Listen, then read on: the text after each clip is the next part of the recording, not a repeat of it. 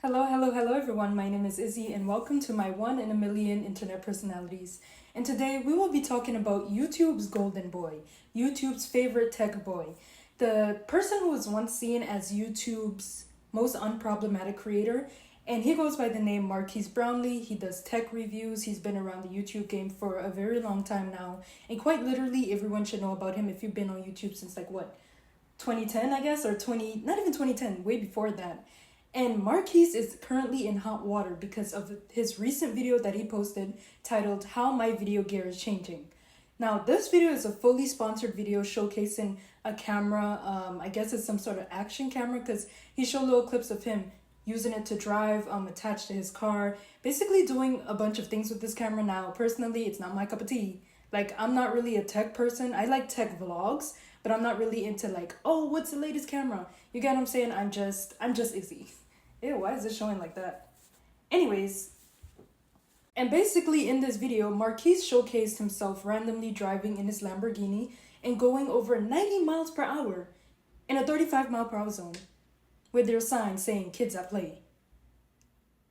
It was super random because it didn't even have anything to do with the actual video he's posting. Not even really the sponsorship. It was unless he recorded that segment using the sponsored camera.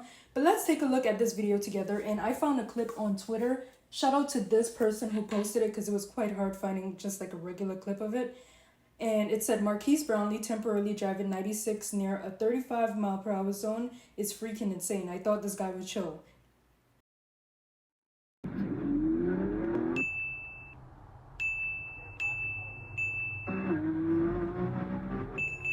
I'm sorry, the editing is hilarious.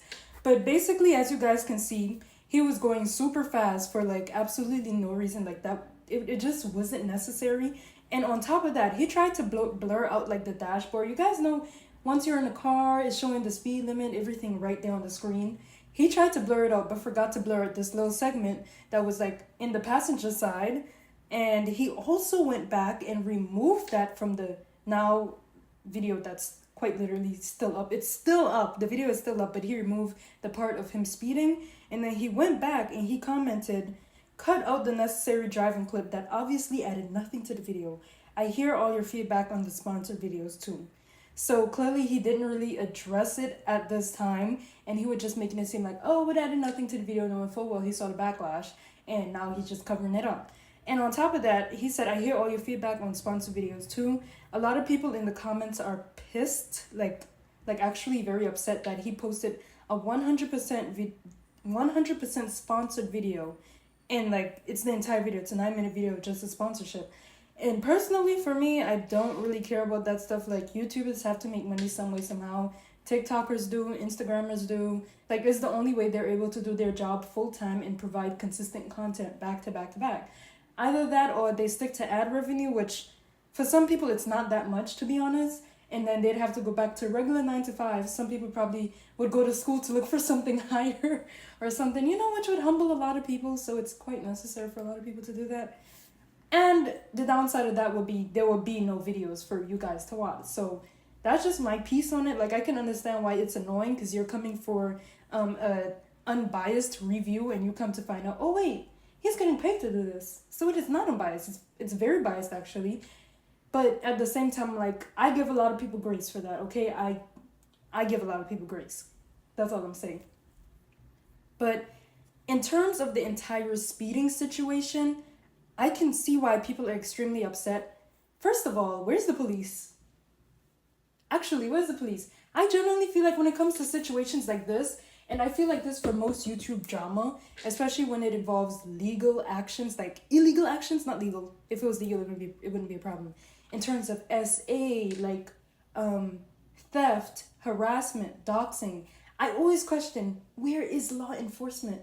Because any police officer in Marquez City see this video, I'm pretty sure they would, shouldn't there be some way to punish them? I don't think, it doesn't make sense for somebody to get punished through the internet just because they are an internet personality, yet what they're doing is extremely illegal. You're still a citizen.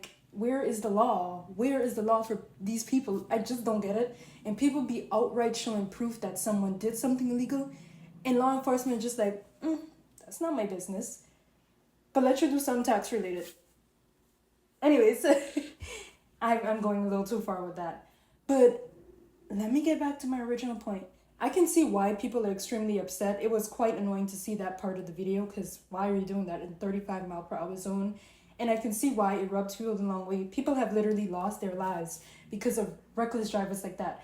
And it was just unnecessary. This is a video about cameras. It's a video about cameras. Why are you showing this? But I also feel like the anger has been piped times 50 because of his recent controversy with his wallpaper app subscription thing. I'm not gonna go too much into that, but basically he overpriced like crazy for a wallpaper app. Yeah. And a lot of people were super upset about it considering that he's a tech reviewer. He always talk about good price points for certain products. He's the person people go to like get their tech advice from. So for him to release a wallpaper app that's insanely overpriced and he's judged other companies for badly pricing their products, it was just very hypocritical. Now, was the anger as much as I thought it would be for this wallpaper app? Not necessarily. Again, I get annoyance. Maybe I'm just not that type of person to like get insanely upset over things like that. But I would be annoyed, but it won't be to the point like I'm unsubscribing for you. I'll never trust you again. It would just be like, it was a dumb business decision. Not all people are gonna be good businessmen or good businesswomen, and they will make stupid decisions. So I feel like that anger transferred over to this speeding situation. Because honestly, if he wasn't in the hot waters about this wallpaper situation, I don't think much people would be that upset. I'm just being 100% honest, and this is how I feel. Other people might feel different. I know there are people who have personal emotional connection to this, having loved ones who probably passed away from speeding, having been in accidents themselves, been victims of car accidents. I can see why someone would be like, yo, I can't do this no more. I'm subscribing due to that personal connection to it. But for people, regular people like me who just like saw this come up and they were just like, oh, he did something super stupid, let the police deal with him. Okay, maybe, again, I don't condone stupid driving. I don't condone reckless driving. I'm a driver myself. I be making sure I stay under the speed limit. You can ask my sister, ask my family members. Well, not my family, my parents. Every little increase in speed limit is like crazy to them. But I have never driven that fast. Like, I'm not a fast car girly. I'm not a race car girly. I'm not even a car girly. Well, when it comes to certain cars, I'm like, I need it. But it's not in my bank account. I don't condone those actions. I don't think anyone should condone those actions. But the type of anger and backlash that he is receiving for it, I'm like, y'all, if only we reserve this energy for like other people that really need to be removed from the internet. But anyways, y'all, let me know what you think. Do you think like the anger is necessary? Do you guys think that, you know, he is changing as a person or people are seeing his true colors? Do you guys think any of that stuff? The video is not ending. Sorry about that. But he issued an apology as well. And this apology is it's low-key kind of hidden in a way, because I haven't seen much people talking about the apology. But he posted to his Twitter, last video I did something pretty stupid. You might have already seen it, but maybe not, so I'll address it here. There was a clip with the action cam of me test driving a car and going way too fast. Absolutely inexcusable and dangerous. I've since cut it out of the video with YouTube's editor tool. I also understand that this looks like covering it up, but I think is the right thing to do. There's no reason to leave that clip in. There was no reason to include it in the first place, and I would never want to make it seem okay by leaving it in the video. I'm well aware of the stray stand effect, and I know everything on the internet lives forever, but I think that's the best decision right now. All I can do is apologize and promise to never do it again. Never do anything close to that stupid again. That's a terrible example to set, and I'm sorry for it. Here's the thing, y'all. If you are looking to a YouTuber for role model advice when it comes to driving, when it comes to being safe, I think you need to put the internet down, like close the laptop, close the telephone. One thing I will say is, do not look to these YouTubers or social media people for any life advice or life example. Like, there are lifestyle influences, there are inspirational people out there. But if you're gonna see a video of Marques Brownlee driving very reckless and you say, my turn, I think you need to get off the internet for a little bit. Just my advice, just my advice. But again, y'all, I don't condone reckless driving. I think people who do reckless driving are very stupid. I really feel like we should call out many more people who are into reckless driving. But like the reactions and in my personal opinion, the exaggeration stemmed from somewhere else. That's just my take. I don't think it characterized someone's entire character, but I do think we shouldn't let this slide. Like, am I making sense? Like, I think I'm contradicting myself a lot, but that's fine. When do we not? Just kidding. But anyways, don't drive stupid. Obey the law.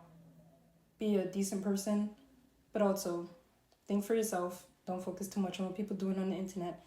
And that is the end of this video. Go ahead and follow Chronically Online Magazine on Twitter. And I think I'm going to make an Instagram. I've already made a TikTok. It's the same thing, Chronically Online Mag. Thank you guys so much for watching, and I will see you guys in the next video.